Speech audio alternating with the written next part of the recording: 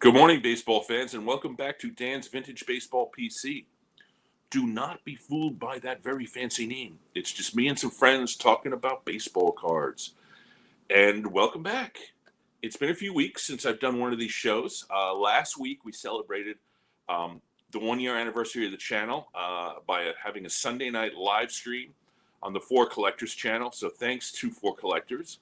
All of the guests, we had 11 different guests from all of the shows we had during the last year.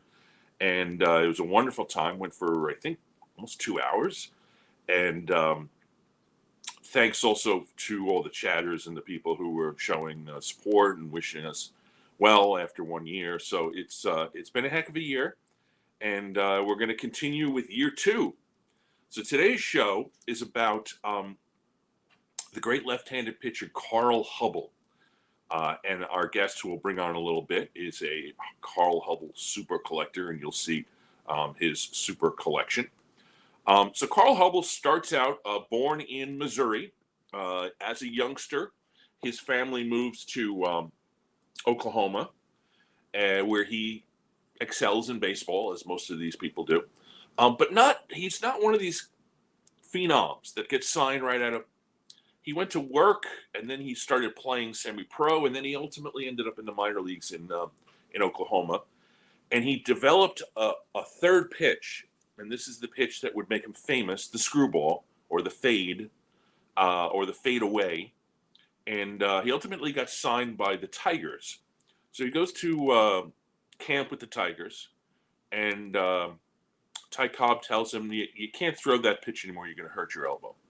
So Carl Hubbell stops throwing the pitch, stops being effective, doesn't make the Tigers, ends up getting released by the Tigers, going back to the minor leagues in Oklahoma, and then about 2 years after that starts throwing the screwball again and becomes incredibly effective and ultimately gets signed by the New York Giants. John McGraw brings him to New York, where he starts out as a 26-year-old, I think, or 25-year-old. He's a rookie at the age of 25 in 1928 and becomes significantly more effective. The real breakout year for Carl Hubbell is 1933. McGraw at that point had gotten older and decided that he no longer wanted to manage the team, and Bill Terry took over as player manager. Bill Terry, who had been friends with Hubbell for a number of years at this point. In 1933, Hubbell wins the first of his 2 MVP awards, and the Giants win the World Series that year. We'll talk about it with our guest, but they beat the Washington Senators 4-1 in a series where Hubbell won 2 games. He has a phenomenal series of seasons in a row, 20-win seasons, super low ERAs. He's one of the best pitchers in the entire 1930s. Appears in 2 more World Series where they lose twice to the Yankees in 36 and 37. 36 is the year that he wins, I believe, 18 straight games, but they couldn't overtake the Yankees. Hubbell won the MVP again in 1936. By 38-39, he starts to have what Ty Cobb had warned him about a decade earlier. He starts to have some elbow problems, and ultimately he sort of fades out, and his last year is 1943. He is elected to the Hall of Fame in, 1947, so first year of eligibility, and goes on to become a scout and the director of the minor leagues for the Giants. He lives into his 80s, and he's living in Arizona, and sadly dies of a car crash, 30 years to the day from his teammate Mel Ott dying in a car crash, sadly and ironically. So let's bring out our guest, Galen. Good afternoon, sir. It's afternoon where you are. It's morning. It is. It's afternoon where you are. How are you, sir? I'm very fine, thank you. So I always ask my guests, how you got into collecting, and why Carl Hubbell. Now I know the answer to the question of why Carl Hubbell, but why don't you tell us how you feel a connection to this particular player. Well, let me start with first how I got into collecting. Yeah. I was like every red-blooded American boy in the 1950s, and we all collected baseball cards. I had the fortune of being born so that when I started collecting, the first set that I collected was 1952 Topps. So I had a lot of Topps cards.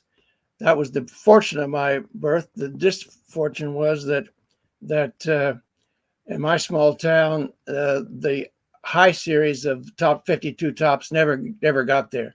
Yeah. So I never had any high series. I'll get back to that at some point. But I played a lot with cards because we just played with them then. I didn't put them on my bicycle spokes like a lot of guys did.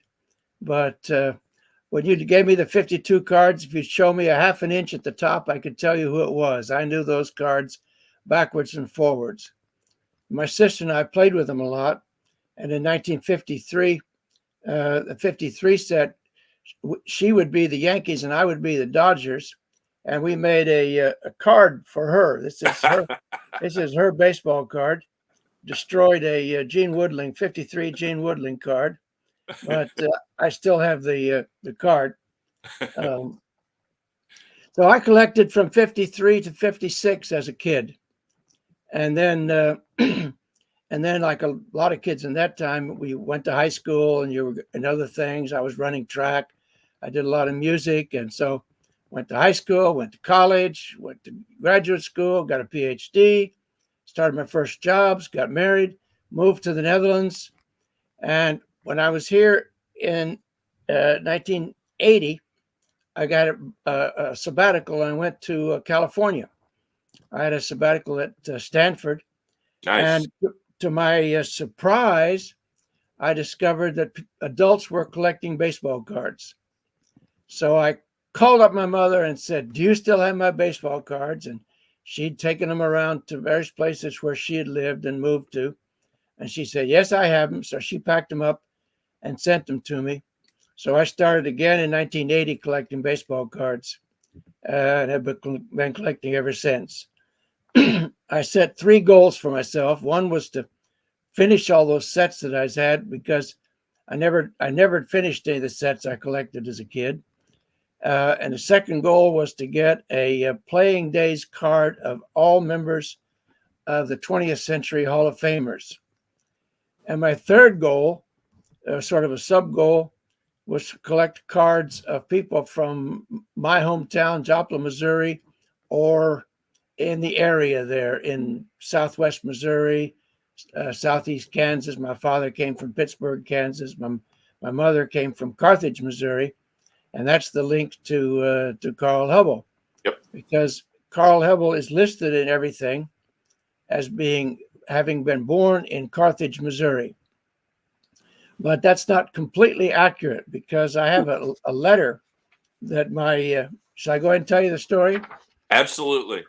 Well, I have a letter here that my uncle wrote to a person who had written a story to the newspaper about Carl Hubbell being born in Carthage. The person went to Carthage to try to find out something about Carthage, about Hubbell, and they didn't have much of anything. And my uncle wrote him a letter. I won't read the whole thing, but what he was a high school sophomore, a big baseball fan, big Cardinals fan, but he said he was also a little bit of a fan of Hubbell because he knew Hubbell had been born in Carthage. So Hubbell came to town with a collection of basketball players from Meeker. They played a game against the barnstorming in the wintertime, as guys would do. And so after the game, my uncle went up to him and he said, "Hey, it's good to have you here." And he said the answer that Hubbell gave him was, "It's great to be here, and it's great to be in my hometown. I wasn't born here. I never lived here. We moved to Meeker when I was real young. I always said I was born in Carthage because no one could ever find Maple Grove on the map. Sometimes I would say I was born in Maple Grove, a suburb of Carthage." Anyway, so he was born in Maple Grove, not Carthage, despite what Baseball Reference says and almost every baseball card you find of him says that he was born in Carthage. But here's And a and little. Saber, the Saber bio says he was Yeah, born in yeah. Carthage. Everybody has him born in Carthage, but wasn't quite true. Now I think Maple Grove was unincorporated, so I Yeah. don't know what that. Anyway, Oh, so I collect cards from I have cards from Southwest Missouri. I have cards from the Boyer brothers, who are from close by there. I collect cards of people who played in Joplin. You probably know that there are two members of the Hall of Fame that played baseball in Joplin. mm-hmm. You know which two? I can't. I You got it's not registering right now, but Well, yeah. you get the easy. The easy one is Mickey Mantle. That's the Yes. one that Yes. everybody knows. But the second one was Whitey Herzog, who Oh, played okay. there. Of course, he's in as a manager. Anyway, I have a whole bunch of cards from players who played in Joplin and lived in Joplin, born in Joplin, and that's how I got into Hubbell, because he's the biggest name of all the Southwest Missouri players. Right. So when it comes to Hubbell, we do have some cards here.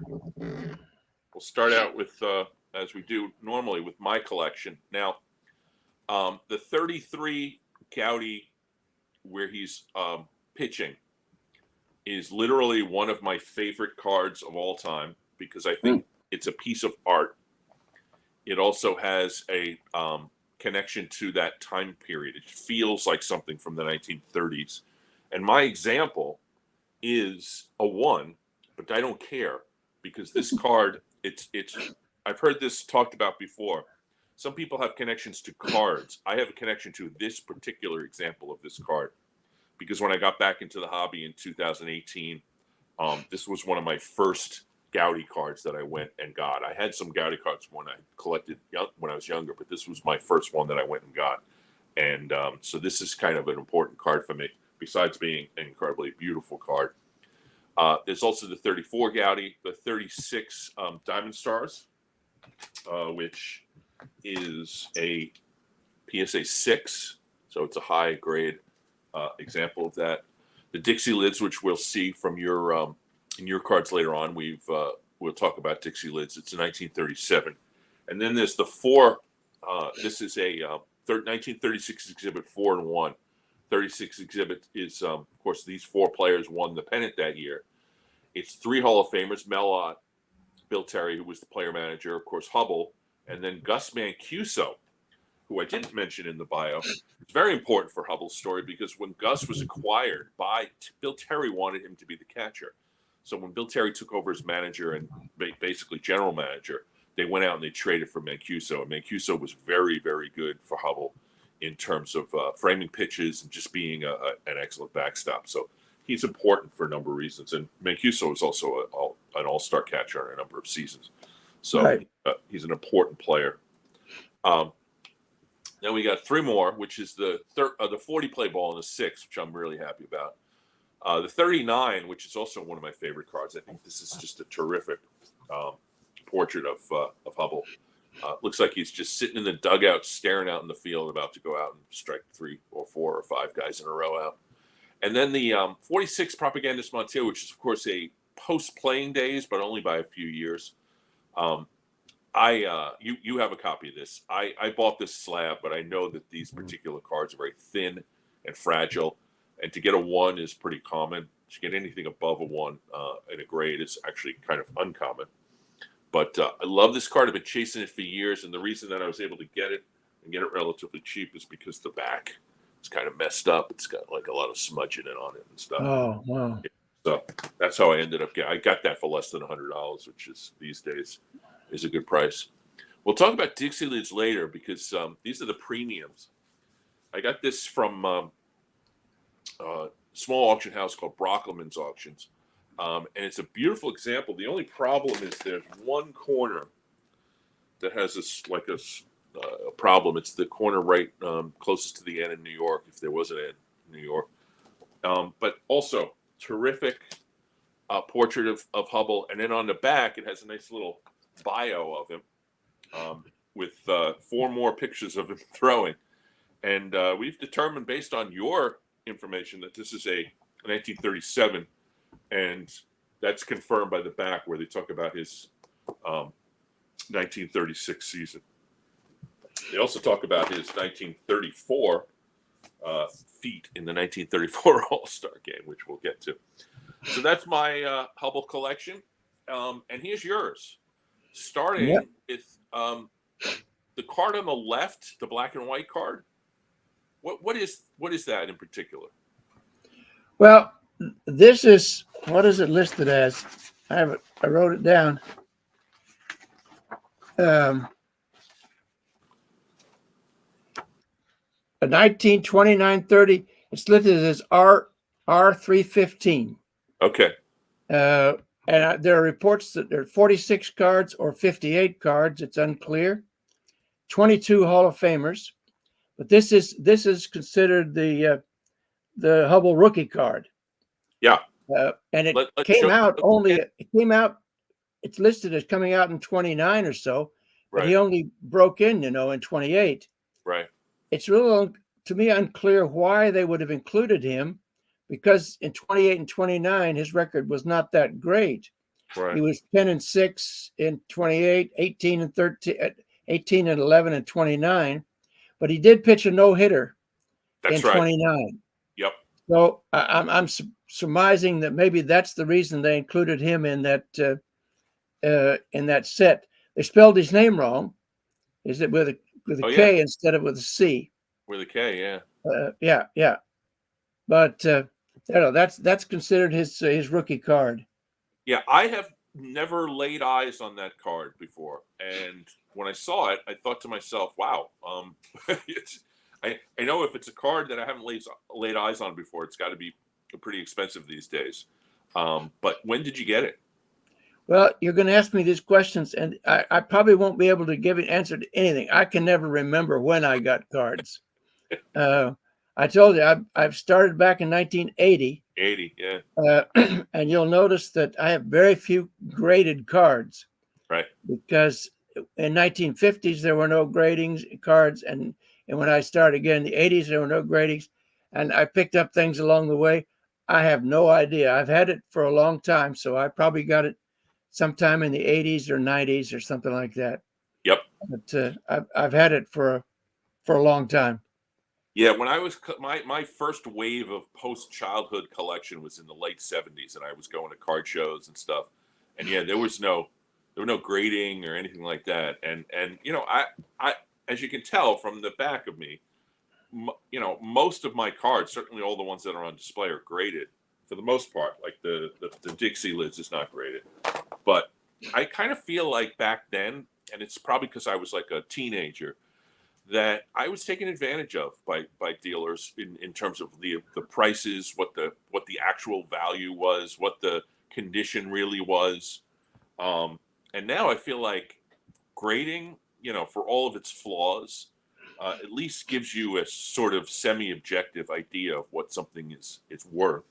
And so for me as an adult, paying a lot of money for a lot of these cards, I want to know, what the general grade is. But I can understand certainly from the old school not wanting to grade, because why pay money for somebody else to tell you what your card is, what the card condition is, and what it's worth. But anyway, so there's Carl Hubbell with a K. Yeah, no, great.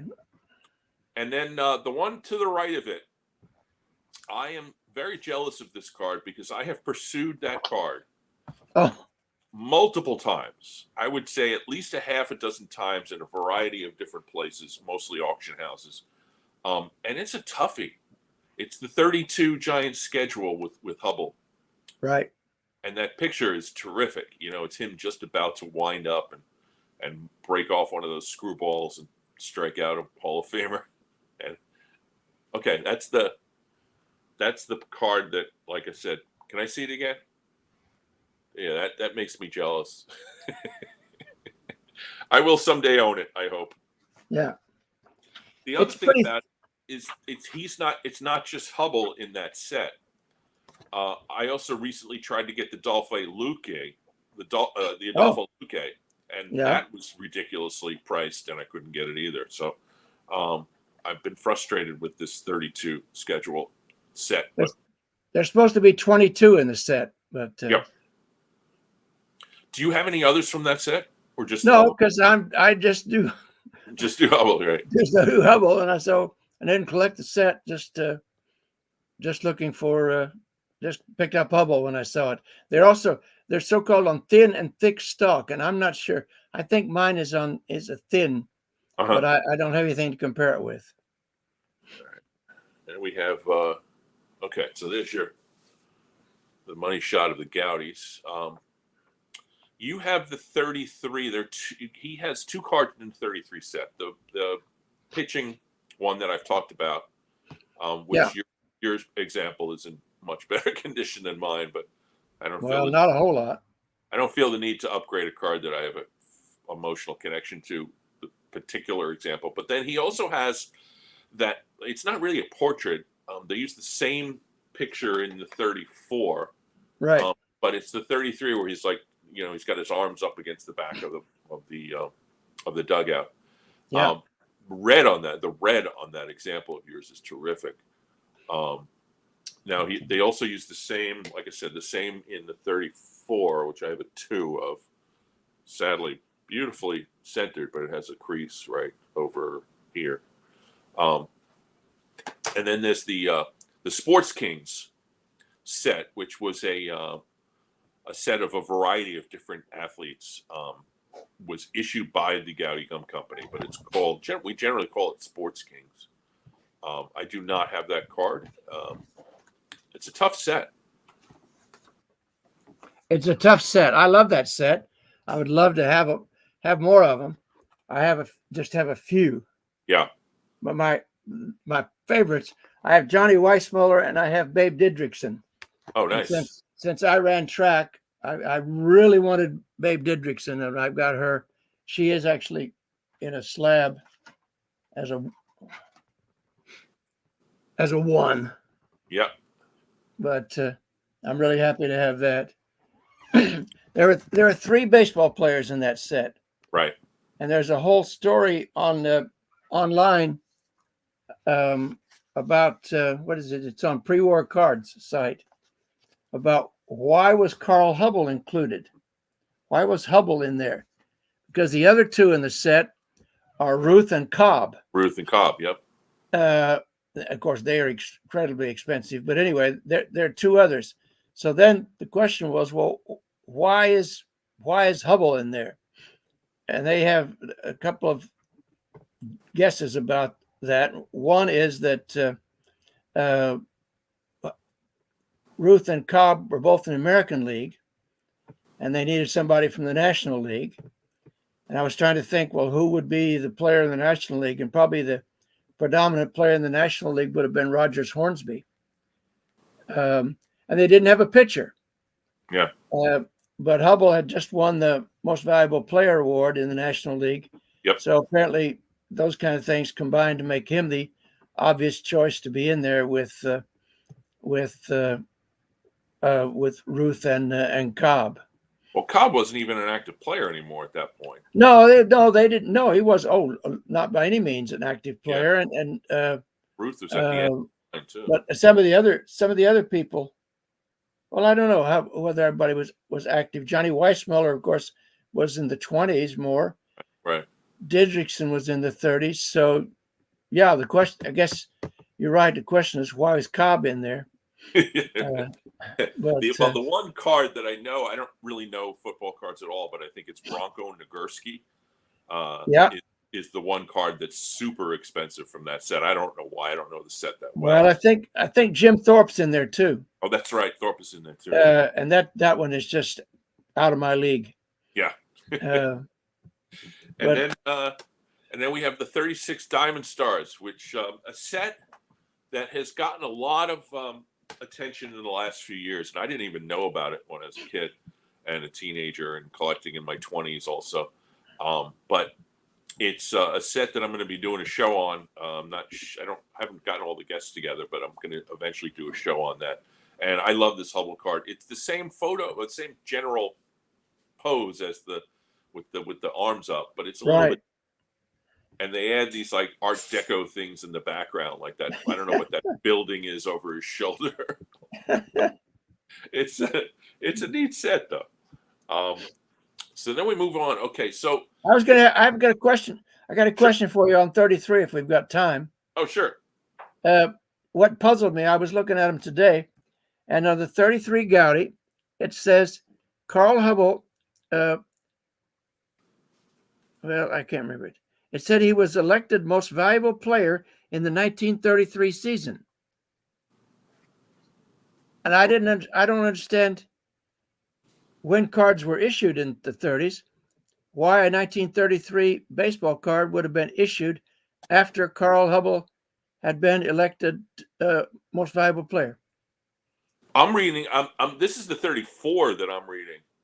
That says Carl Hubbell finished the 33 season as most valuable player in the National League. Yeah, wait a minute. Am I screwed up? Yeah, because the 33 and the 34 are the exact same pose. It's just you got the Lou Gehrig says. Yeah. No, but no, I'm not. In the 1934 one, number 234 says on the back, voted the most valuable player in the National League in 1933. Wow. I guess it was a late issue. Oh, yeah, that is the 33. This is the 33. And it says right there, it was voted the most valuable player in 33. It's a puzzle to me. So maybe somebody will write in and tell you about what it was. It's card number 216. This is card number 230, so that's late in the set. Yeah, and this is 234. 234. Okay, so I guess they were issued late. There's somebody out there who knows. It's not like now where you get the sets, they're printed the year before. Well, yeah. So we got the batter up, which you have. It's sort of a blue tint. I'm actually bidding right now in a auction, 2 different auctions on this card, because I don't know why I don't have it. It's just a terrific card, and there's a number of different tints in it. The batter That's up. right. Yeah. Mine is I don't know what I think they call it purple. Purple. But it shows up there. I think there are 4 different. What are the 4 different colors? What did I write down? It was put out by the same company as the Diamond Stars. Right. The National Chiclet Company. Chiclet, right? Oh, it says 6. That was Chickle. 2 different sizes and various colors. So you can get your heart's content to get all the options there. I'm a completist in some respects, but not when it comes to like the same card in 4 different shades. So whichever one happens to end up in my collection will be the one that I have. And then we got matchbooks. Now those matchbooks are what, 36, I think? They were issued between 34 and 30. 34 and 37. Okay. Again, another great photo. We should remark that Hubbell was not a overly impressive physical specimen. He was a very thin man. He was not that tall. He was not that impressive, and he was in large part successful. He didn't throw the ball that hard. He was successful because he had amazing control, and he had that fadeaway screwball pitch that no one could hit. So yeah, he was 6 foot and 170 pounds. Yeah, I read something that says he'd never make it these days. He'd be too small to play in the major leagues. Except for the control and the one pitch. Yeah. Now, this is another one of those photos of him in that pose. You gave me the names of these things as the subject of the name of the photo, but I didn't save that. What year? This is a 30s card also. This is something called it's a 1937 S&S game card. Okay. I think it's pretty obscure. I don't know exactly where I came across it and how I managed to get it. There are 2 different colored backs. There's a green back and a cream back. It's a card game, so there are 52 cards in the set, but there apparently are variations on that.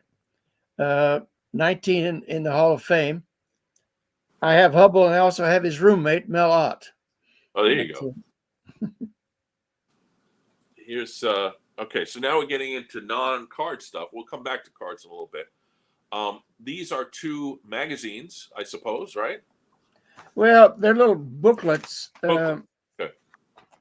They're they're thin, just little. Where am I? Nice. And they came out in 37 after he'd won the MVP again. Right. And there's Hubbell on the first page, and Carl Hubbell's 1937 baseball book, and then it gives you some pointers on the game, and 1936 World Series, and blah blah blah schedules, and it gives pitch everything from all kinds of leagues, and you have later on you have a slide with Hubbell and Lou Gehrig, who was the MVP in the other league. Yeah, well, we'll get to that. There's a slide later on with that that I put out of order. So I liked this page. It had about the Hall of Fame. Oh, okay. Baseball Hall of Fame, and it talks about the 8 members of the Hall of Fame. Good old 8 members. Well, Hubbell himself would be in the Hall of Fame not too many years after that. 10 years later. Yeah. So we have, let's see, do we go back to cards here? No. Oh, this, yeah. I saw this and I was like, oh man, I got to get one of these for myself. What are these in particular? There's just something called Our National Game pins. The one in the middle has the original cardboard with it. Yep. They were passed out this way. The other two are the same. They're all identical, but I'd only have the cardboard for one of them. And what year? This is like 37 or 38? 38. 38. Okay. 38. And were these something you buy in a store, or they gave them out of the game? Or? I don't really know exactly. Yeah. Okay. There were 30 different ones. Well, I'm going to be on the lookout for these because I've started to get into little buttons. I got a Sweet Cap button. I got some of the 56 buttons. So these are cool little items. Yeah. Easy to store too because they're so small. So Hubbell also had some a relationship with the Wheaties company. So you got me 2 Wheaties things here. The one that on the left is a cutout, right? Well, these are all things from Wheaties boxes. Right. Wheaties, that's one of the incredible marketing things. I mean, they've been doing that now for 90 years, I guess. And Wheaties was one of Hubbell's primary endorsements for kids, and then he did Camel cigarettes for adults. But people had to cut them out, and somebody cut this one on the left, cut it out to make it a little bit kind of artsy fartsy. Yeah, it's like a C. C for Carl. Yeah. There are a whole bunch of them. There's other things. I got. I don't know if you can see that. A big page magazine ad that I have framed. Oh, it looks great. Which I think is a nice. And there's a bunch of players on the bottom there, it looks like. There's a bunch of people down the bottom, yeah. Various sports. Lefty Grove, Ellsworth Vines, Jane Fowlett, don't know who she is, Jimmy Fox, Mel Ott, Lefty Gomez, Malcolm Campbell, Tony Monero, and Lawson Little. I don't know who the other guys all are. Wheaties. Don't know who all of them are. But anyway. So here we got, that's beautiful. There we go. So here we got the Dixie Lids Premium. Now we saw from the one I got recently, the 37, which is the one on the right, and then the one on the left I've never seen that before. Well, I've had the one on the right. By the way, yours is better than mine. Mine has a crease and a tear, actually. Yeah. But I love the picture. And I picked up a number of years ago.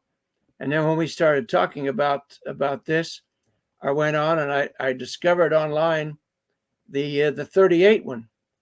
So I bought it, and it's I bought it, and it's in New Jersey, in our apartment in New Jersey. I haven't seen it yet, but it's not as, you don't see it as often as the 37 one. Yeah, no, you don't. Because when I started researching this, when I was bidding on it just to get prices, this is the only one I ever saw. I love that he's kind of like sitting on the grass at polo grounds with a ball. Yeah. You see, I mean, I love that picture. It's just like, a kid in the park. Oh, it's a great picture. I'm really eager to see it, but it's in New Jersey. Okay, well, all right. Well, I'm sure you'll be reunited with it soon enough. Right. And these are the backs. So the back of the one, the 37, we talked about already, and I noticed the star up here is the reason I know that. And then the 38 has a similar bio, but it's the same bio. Is it the same exact bio? I tried to read it, and I think it is. Oh yeah. Okay. There we go. All right. So these two cards I don't have. One of which is the I guess it's one of the white pens. Right.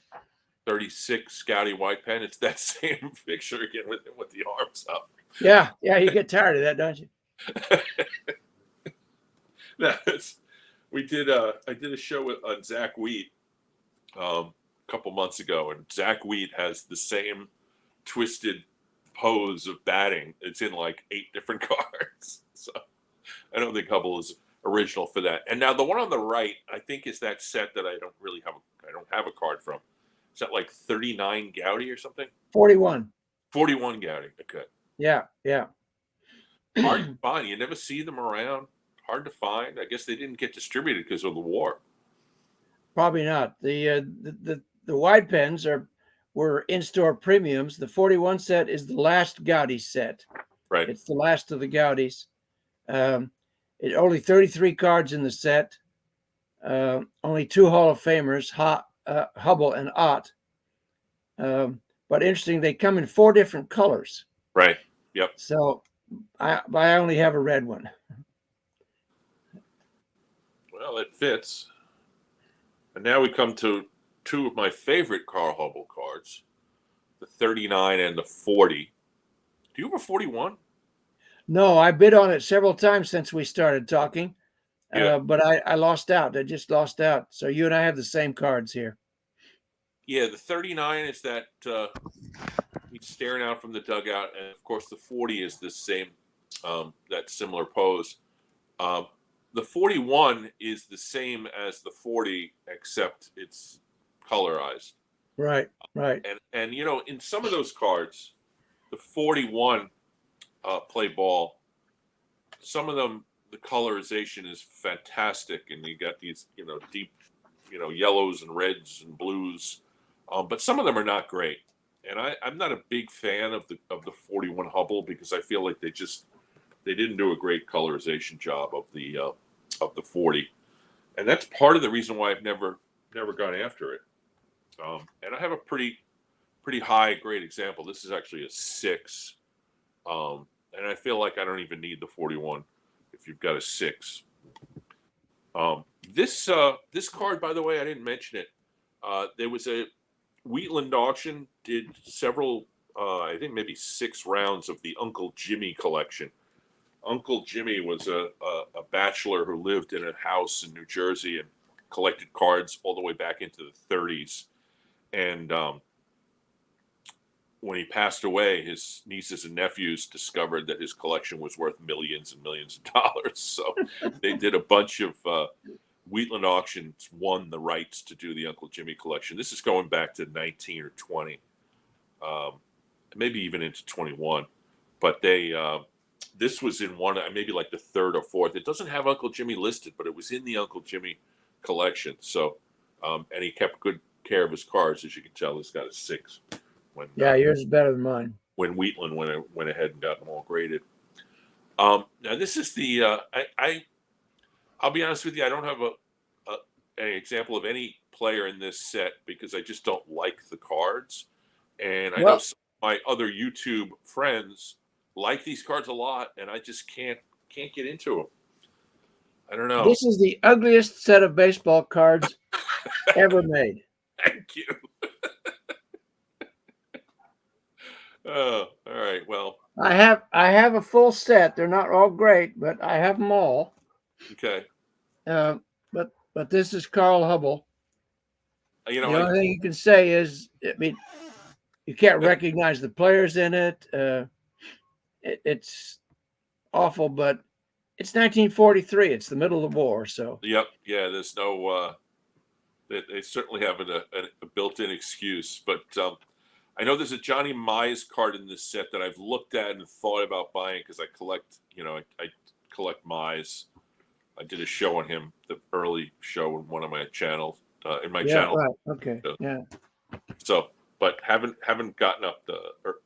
Oh, there we go. Let me see. Here's Mize. Oh, there you go. Okay. I just say I have them all. I don't know why.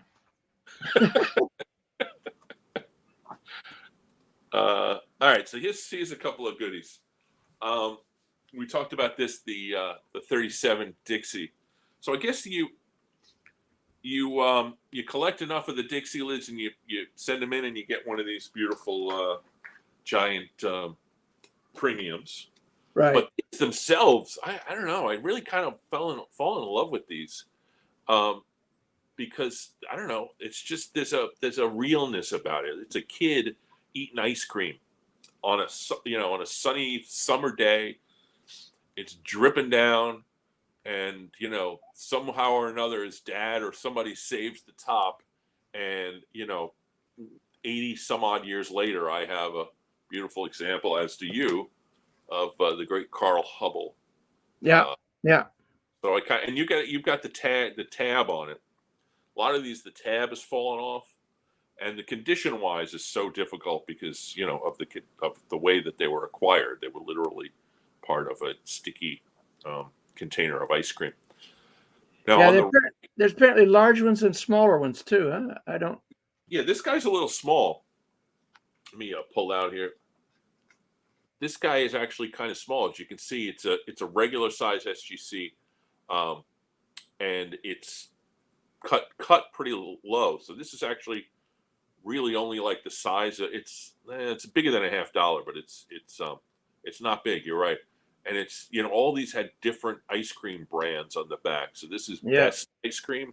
I don't know where Best Creamy Ice Cream is from, but I also have let's see if it's back there. No, I have the Al Rosen from the 50s. They did these in the 30s, and then they did them again in the 50s. So I also had a Monty Irvin at one point that didn't have the tab. Oh, that's nice. So on the right is the Propagandist Montiel, a Cuban issue from the 40s, 1946 to be exact. Yeah. And you have an ungraded example, which means you've touched it, and I've touched these too because I've had a couple of ungraded ones that I sent in. So there we go. Here, let me pull you up here. I took it out of the card saver just because you said it was thin, and I was trying to show you. Yeah, it's almost like paper. It is paper. Like paper thin. Yeah. Oh yeah. Let me see. Can I see the back on that? Yeah, one of the problems, and your back is better than mine certainly, but one of the problems with the backs is that a lot of these were put into books or binders or whatever and glued. So you get like glue residue on a lot of them, and because it's paper, to get them out of the thing, they get torn or ripped or whatever. But so I have Hubbell and Cronin and Nels Potter and Mize. The other one is Mize right here. That one I can reach. So the Mize, you can see there is in fact what appears to be some sort of glue Yeah, residue yeah. right there. But this is of course a 1 because it's the same way. It's got beaten up and discolored, but I don't care. It's fantastic, fantastic art. I have some more. I don't have them out now that they're in a binder, but I have a few more, but nobody particular. It's a funny set. There are some regular players and there's some famous players. It's a little hard to figure out what went into the set. It's kind of interesting. It starts out by saying he was born in Carthage, Missouri. So, and then, if my Spanish is right, it says he's 6 foot tall and 170 pounds. So 170 pounds. Yep. that's but like you said, it's not really a playing days card, but I include it as in my playing days cards because it's kind of special and kind of interesting. It also mentions the 1934 All-Star game, which we haven't specifically talked about, where he struck out consecutively Babe Oh yeah, Lou Gehrig, Jimmy Fox, and then in the next inning, he struck out Simmons and Cronin. right. Struck out 5 consecutive Hall of Famers. And now somebody said in one of I think it's in the SABR bio, they said, well, none of these players had seen him before. Right. Yeah, that he said that too also, but he apparently he'd pitched to Ruth and Gehrig in an exhibition game. Yeah, and Cronin had faced him in the World Series literally, 6 months earlier. Quite a number of times because in the 33 World Series, Hubbell pitched in two complete games. Yeah. And Cronin batted third, so he probably has at least 10 at bats. And I think did Hubbell relieve in one of those? I think he might have relieved in one of the other games. They didn't need him in Game 5 because Luque came in relief and pitched like 5 innings. And Bellot hit the home run to win. But he's seen these guys before, so I don't think that was totally accurate. But struck out Ruth, Gehrig, Fox, Simmons, and Cronin. And then Dickie got a single, and then he struck out Grove. Right. So he had six strikeouts. All right. This is a Time magazine. This has got to be 36, right, or 37? Actually, what's the date? It's the 236 Hall of MVPs. Oh, there it is. Yeah, October 5th, 1936. Is that what it says? Okay, so it'd be at the end of the season. Yeah. Yeah. So they have MVPs. Hubbell got the top billing here. Yeah. I counted, and there are 29 players who have been on the cover of Time magazine. Oh, okay. And three executives. So it's unusual to be on the cover of Time magazine. Yeah. And so I also have a Joe DiMaggio on Time on the cover of Time, but that's another story. So this is from the what was it, the 10th slide? Yeah, slide 10 with the booklets that I showed you. Booklets, yeah. I saw. This is my mistake. I saw Gehrig and Hubbell together, and I thought it had to do with the Time. But then I was looking at it. I'm like, I know what Time magazine looks like in the inside now, and I'm like, that's not Time magazine. So anyway, you got another most valuable players in the 1936 season: Hubbell and Gehrig. Yeah, neat, huh? And I think they would face off in the World Series, and I think Hubbell in 36 is the only player to win a game for the Giants. I think the Yankees won in 5 after Hubbell won 1 game. Well, you've got a slide in just a minute that'll show that. Yeah. So, correct.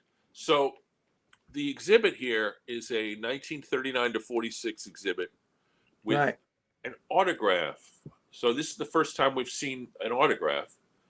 Hubbell, as we know, lived into his 80s, right, and signed a lot. There's a lot of Hubbell autographs out there. I don't have one at this point. I'm assuming I'll fall into one eventually. But this is a nice example. I think the lighting on the picture kind of makes it look a little faded. Not too good. Yeah, I don't know. No. Oh, here it is. Oh, you got it. Okay, good. Yeah. Yeah, that's beautiful. I got to get me one of those. What I think is interesting about this one is you see Carl Hubbell's signature, and you can tell by the signature that he was left-handed. Yeah. But if you look at the what's on the card, Yeah. that's clearly nothing like his signature. Yeah, it says, best wishes, Carl Hubbell, but that is no way is that Carl Hubbell's signature. Yeah, it's a facsimile auto. Oh well. And then I think that's a TCMA card, that baseball grade. I don't know what you call it exactly. It's oh no, it's an exhibit. I'm sorry. It's a Hall of Fame. Yes. It's a 1948 exhibit. 48 Hall exhibit. of Fame. Okay. Yeah, I'm way off on that one. You said that you mentioned that he was elected. He was elected 4 years after he retired, because at that point, the waiting period was only 1 year. Oh, right. That's right. Yeah. And the 5-year waiting period was only introduced in 1954. Okay. So he was elected after 4 years. So here we have two different sets of post-playing days cards. You got on the left, you got the two Fleers from 1661. I think that's a Laughlin card, the one that's 33. I don't know what the black and white one is. The Scoops is 60 or 61. Yeah.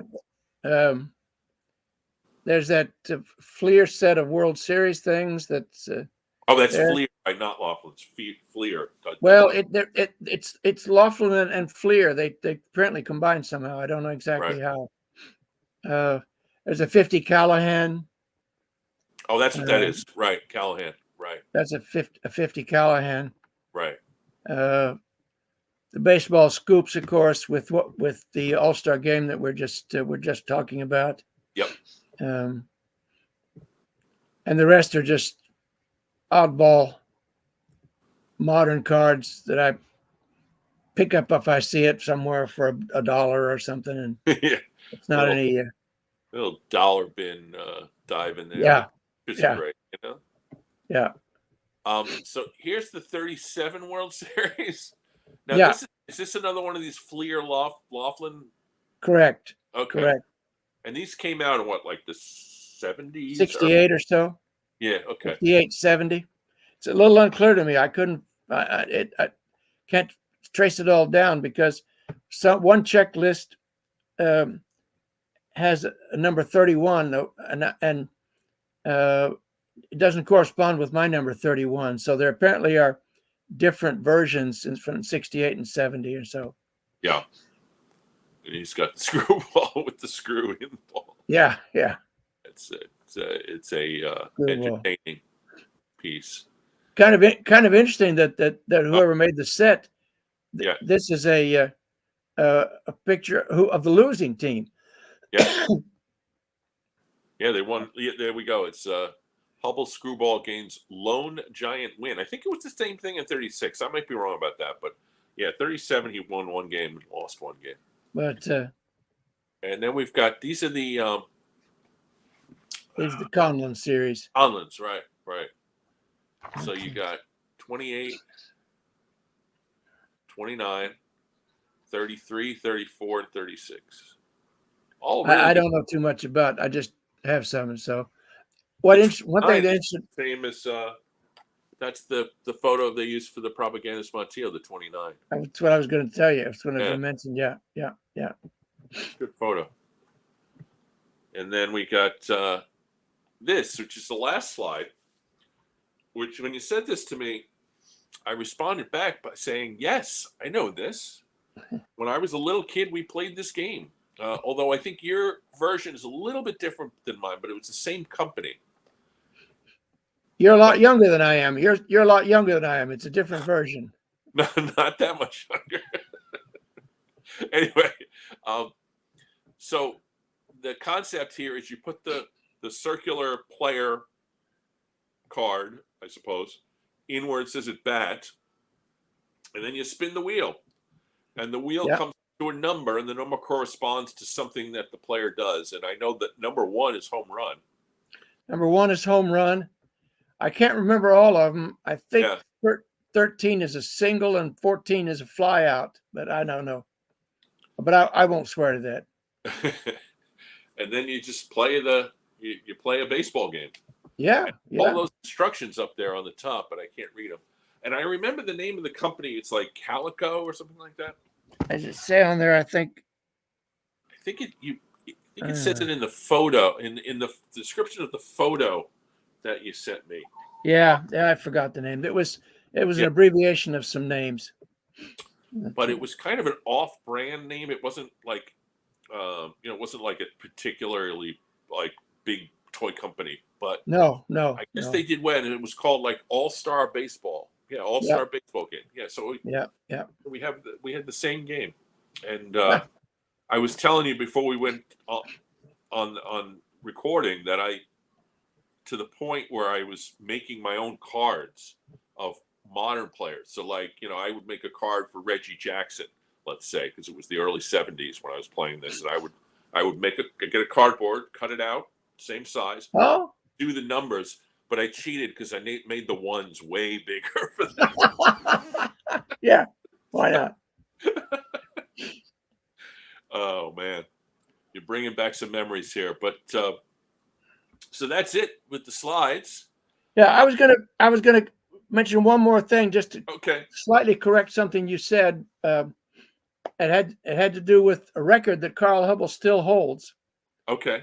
And that has to do with the fact that at the end of the 1936 season, he won 16 games in a row. Right. And he started out the 1937 season. He won 8 games in a row. Now, he did lose one in the World Series. Yep. But that gives him 24 consecutive games in regular season play. And that still is the record. That record hasn't been broken. And it won't be broken. No. The way the pitching is now, it won't be broken. Yeah. And so you end up with a guy who started kind of late in life. I mean, he's a rookie at 25, which was kind of old back then. Dominates for like 7 or 8 years as the best pitcher in the world. And then, as Ty Cobb had predicted, his left elbow gave out a little bit, and he spent the last few years kind of struggling. But if you look at those last years, except for 1 year, he had a winning record. Yeah. So he would have been a decent major league pitcher. He just wasn't the same. And then he spent the rest of his life working for the Giants in one capacity or another, as both the director of minor leagues, and then ultimately he was a scout when he was older in his life. So also a great ambassador for the game. He used to go to a lot of the baseball events, and obviously, like I said before, signed a lot. He was a prolific signer, and that would mean I should have an autograph, but I don't. So I will soon. Sir, it's been wonderful having you here on the show. Thank you for reaching out, because you and I were strangers before you wrote me, but we're not strangers anymore. And you'll be back in a couple of months to do another show, which I'm excited about. So, yeah. I went out and bought a card for that show. So. Oh, good. And I got the I won't tell until later on, but I got a card that you and I know. It's a card that you and I have the only graded example of this card. That's right. I was amazed at that. I got it back. It's the minor league. We'll tell about it later, but but it's I know the card. I got it graded. Came back authentic. Came back as a 1, but it is an authentic version. And right now, you and I have the only 2 graded cards. So when we do that show, we'll be the twins for that. So folks, thank you for watching. Great to be back again doing these the one-on-ones. Next week we will have a show on Tommy Holmes, the great Boston Braves hitter, and a collector who is not only a super collector of Tommy Holmes, but his last name is Holmes. So we got that one all set. Professor Irwin, is that what they call you? Well, not anymore. Not anymore. They did. Retired. Anyway, Dr. Irwin. Definitely still a doctor. That's true. Dr. Irwin, thank you so much for coming on, and we will see you in a couple months. So, and Very folks, good. take care. It's been a pleasure. Gonna end this. Let me find the right button. There we go.